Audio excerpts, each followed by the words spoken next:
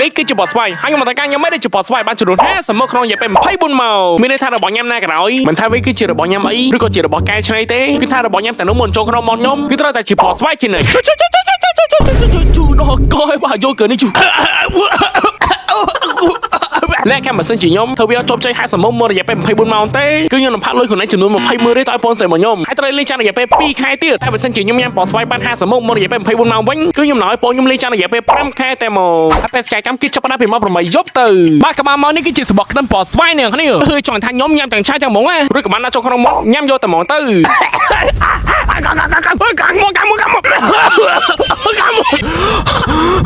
ៅញ៉ាំបោះស្វាយបានមួយមុខហើយនៅគ្នាបាទគឺថាខ្ញុំនៅសល់49មុខចុងក្រោយទៀតហើយប្រមាណកំណបាទកតាគឺរបស់ញ៉ាំបោះស្វាយ3មុខទៀតហើយក៏បានញ៉ាំផ្លែត្រប់បោះស្វាយមួយនេះត្រប់បោះស្វាយនេះពិតជាឆ្ងាញ់មែនតើបាទនៅគ្នាបាទរួចក៏បានញ៉ាំស្ករបោះស្វាយមួយនេះឡើងត្រប់ទី3ក៏ដូចជាបោះស្វាយនេះមួយទៀតឡើងត្រប់ទី4ហើយប្រមាណក៏បានការជិះម៉ូតូស្វែងរករបស់ញ៉ាំបោះស្វាយទៀតហើយស្មើនោះគឺថាមក9បាទហើយមកស្ទូក្រមក៏បានត្រកកន្លែងតូបលក់អីញ៉ាំឬក៏តែមកបោះស្វាយដល់ទៅ3មុខផ្សេងៗពីគ្នាទៀតហើយក៏បានញ៉ាំនំបោះស្វាយមួយនេះឡើងត្រប់ទី5ញ៉ាំបោះស្វាយមួយនេះឡើងត្រប់ទី6ក៏ដូចជាស្ករបោះស្វាយនេះមួយទៀតឡើងត្រប់ទី7 5ទីក្រមក៏បានត្រកកន្លែងម៉ាន់លក់បានញ៉ាំផ្សេងទៀតហើយក៏បានឃើញនំបោះស្វាយនេះមួយនឹងទៅជួយបោះស្វាយនេះមួយទៀតបានបោះស្វាយ2មុខទៀតដែរបាទ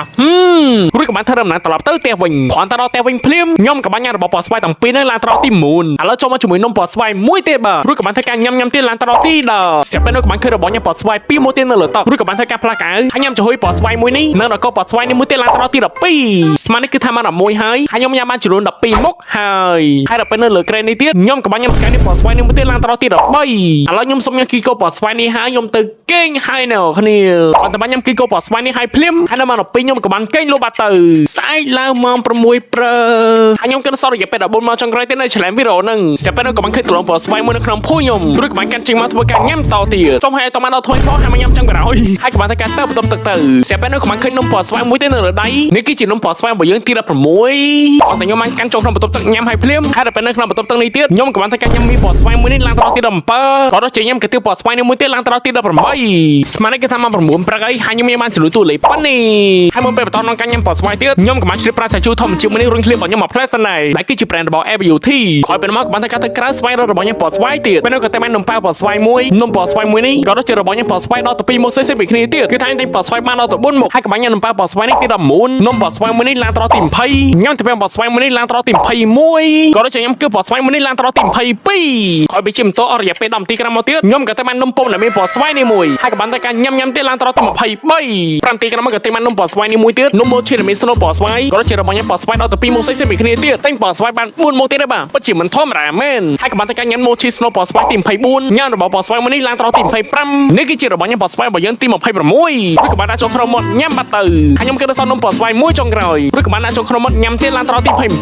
បន្ទាប់ពីខ្ញុំជិះម៉ូតូអស់រយៈពេល10នាទីក្រោយមកទៀតខ្ញុំក៏តែបានបោះស្វាយបានដល់ទៅ3មុខផ្សេងៗពីគ្នាទៀតហើយក៏បានញ៉ាំបោះស្វាយមួយនេះឡើងត្រង់ទី28ក៏ដូចជាហោដល់ដល់ណាំបោះស្វាយ2មុខនេះទៀតឡើងត្រង់ទី30ស្មាននេះគឺមក11ហើយខ្ញុំញ៉ាំបានចំនួន30មុខហើយគឺថាខ្ញុំត្រូវការញ៉ាំបោះស្វាយតែ20មុខចុងក្រោយទៀតប៉ុណ្ណោះបន្ទាប់ពីខ្ញុំសម្រាប់ពីការញ៉ាំអស់រយៈពេល30នាទីក្រោយមកខ្ញុំក៏តែបានរបស់បោះស្វាយបានដល់ទៅ3មុខផ្សេងៗពីគ្នាទៀតហើយគ្រាប់បោះស្វាយទី31រួចក៏បានតែការញ៉ាំនំបោះស្វាយនេះផងក៏ដូចជាលើស្ករគ្រាប់បោះស្វាយនេះមួយទៀតឡើងត្រង់ទី33ស្រាប់ពេលនោះក៏តែបានយកកើដែលមានបោះស្វាយមួយទៀតហើយក៏បានតែកាប់បិទយកកើបោះស្វាយមួយទៀត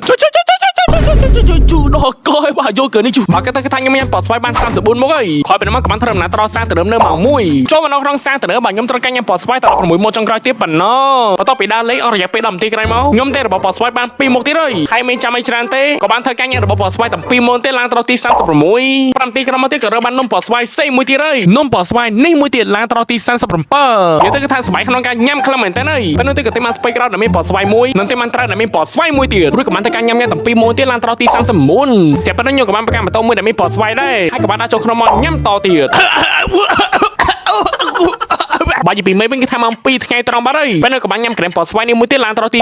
41ខ្ញុំតម្រូវតែញ៉ាំបានចំនួនតួលេខប៉ុណ្ណឹងខ្ញុំមិនដឹងថាខ្លួនឯងនឹងចាស់លើអស់ប្រហែលតែអ្នកគ្នាបាត់ក៏តែខ្ញុំញ៉ាំបោះស្វាយបានចំនួន41មុខហើយត្រូវការញ៉ាំបោះស្វាយតែ9មុខចុងក្រោយទៀតប៉ុណ្ណោះស្រាប់ពេលនោះក៏តែបានត្រាដល់កូនដែលមានបោះស្វាយមួយទៀតហើយរួចក៏បានតែការញ៉ាំទៀតឡើងត្រង់ទី42មកស្ទូធំក្រោមទៀតក៏បានធ្វើដំណើរត្រង់មកលោកបានផ្សេងមួយទៀតហើយក៏តែបានរបស់ញ៉ាំបោះស្វាយដល់ទៅ3មុខផ្សេងៗគ្នាទៀតរួចក៏បានកាត់របស់បោះស្វាយនឹងទៅដល់មាត់ទលេពេលនោះក៏បានតែកាត់មានស្ករគ្រាប់បោះស្វាយមុនគេយកតែមកហូតទៅមកជួបបោះស្វាយមួយនេះឡើងត្រង់ទី44ហើយក៏បានតែកាត់បញ្ចុះ របស់ពណ៌ស្វាយមួយចុងក្រោយនេះឡើងដល់ទី45ចុះថាខ្ញុំចិត្តជោគជ័យបាទគឺថាខ្ញុំត្រូវការញ៉ាំពណ៌ស្វាយតែ5ម៉ូតចុងក្រោយទៀតប៉ុណ្ណោះញ៉ាំបាយពណ៌ស្វាយរបស់យើងមួយទៀតបាទទី46បាយពណ៌ស្វាយបាទគឺថាខ្ញុំញ៉ាំពណ៌ស្វាយឡើងចង់បាយពោះឯបាទហើយបាទតែតុនពេលវេលាវិញគឺថាមក75ហើយស្រាប់តែនោះក៏មានរបស់ពណ៌ស្វាយមួយកំប៉ុងទៀតរួចក៏បានធ្វើដំណើរត្រឡប់ទៅផ្ទះវិញគ្រាន់តែដល់តែវិញភ្លាមខ្ញុំក៏បានកាន់កំប៉ុងពណ៌ស្វាយនឹងចូលក្នុងបន្ទប់ទឹកញ៉ាំបាត់ទៅហើយខ្ញុំក៏នៅសល់របស់ញ៉ាំពណ៌ស្វាយ3ម៉ូតចុងក្រោយនៅលើដៃខ្ញុំពេលនោះក៏បានញ៉ាំរបស់ពណ៌ស្វាយមួយនេះឡើងដល់ទី40ញ៉ាំនំពណ៌ស្វាយមួយនេះឡើងដល់ទី49ក៏ដូចជានំខេកពណ៌ស្វាយមួយចុងក្រោយនេះឡើងដល់ទី